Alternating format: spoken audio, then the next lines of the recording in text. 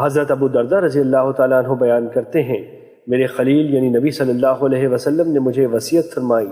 کہ اللہ کے ساتھ کسی کو شریک نہ بنانا، خواہ تمہیں ٹکڑے ٹکڑے کر دیا جائے اور خواہ تمہیں جلا دیا جائے، اور جان بوجھ کر فرض نماز ترک نہ کرنا۔ جس نے عمدن اسے ترک کر دیا تو اس سے ذمہ اٹھ گیا، اور شراب نہ پینا کیونکہ وہ تمام برائیوں کی چابی ہے۔ مشکوٰۃ المصابیح حدیث نمبر 580۔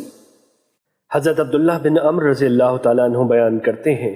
رسول اللہ صلی اللہ علیہ وسلم نے فرمایا، نماز ظہر کا وقت زوال آفتاب سے شروع ہوتا ہے اور آدمی کا سایہ اس کے قد کے برابر ہو جانے اور عصر کا وقت نہ ہونے تک رہتا ہے، اور عصر کا وقت سورج کے زرد ہو جانے سے پہلے تک رہتا ہے، اور مغرب کا وقت شفق یعنی غروب آفتاب کے بعد افق پر جو سرخی ہوتی ہے کہ رہنے تک رہتا ہے، اور عشاء کا وقت نصف شب تک رہتا ہے، جبکہ نماز فجر کا وقت طلوع فجر سے طلوع آفتاب سے پہلے تک رہتا ہے، اور جب سورج طلوع ہونے لگے تو پھر نماز نہ پڑھو کیونکہ وہ شیطان کے سینگوں کے درمیان سے طلوع ہوتا ہے۔ مشکوٰۃ المصابیح حدیث نمبر 581۔ حضرت بریدہ رضی اللہ تعالیٰ عنہ بیان کرتے ہیں،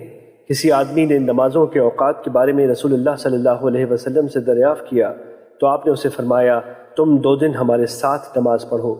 جب سورج ڈھل گیا تو آپ نے بلال رضی اللہ تعالیٰ عنہ کو حکم فرمایا تو انہوں نے اذان دی، پھر آپ نے حکم دیا تو انہوں نے اقامت کہی، پھر آپ نے انہیں حکم دیا تو انہوں نے عصر کے لیے اقامت کہی جبکہ سورج بلند صاف چمکدار تھا،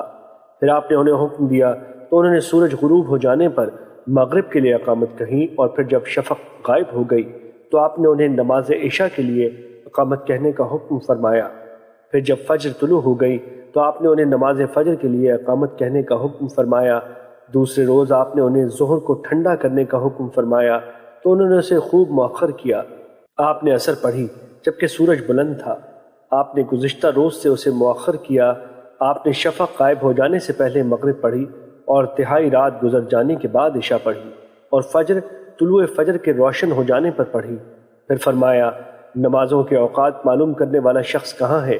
تو اس آدمی نے عرض کیا، اللہ کے رسول میں حاضر ہوں۔ آپ صلی اللہ علیہ وسلم نے فرمایا، تمہاری نمازوں کا وقت ان اوقات کے مابین ہے جس کو تم ملاحظہ کر چکے ہو۔ مشکوٰۃ المصابیح حدیث نمبر 582۔ حضرت عمر بن خطاب رضی اللہ تعالیٰ عنہ سے روایت ہے کہ آپ نے اپنے عمرہ کے نام خط لکھا کہ میرے نزدیک تمہارا سب سے اہم کام نماز ہے،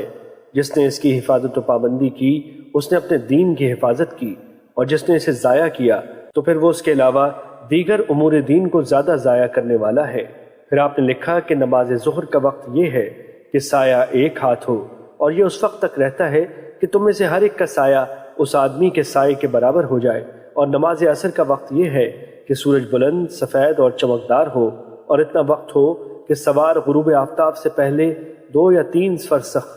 تقریباً 10 یا 15 کلومیٹر کا فاصلہ طے کر سکے، اور نماز مغرب کا وقت وہ ہے جب سورج غروب ہو جائے، اور نماز عشاء کا وقت شفق ختم ہونے سے پہلے شروع ہوتا ہے اور تہائی رات تک رہتا ہے۔ بس جو شخص سو جائے تو اللہ کرے اس کی آنکھ کو آرام حاصل نہ ہو، جو شخص سو جائے تو اس کی آنکھ کو آرام حاصل نہ ہو،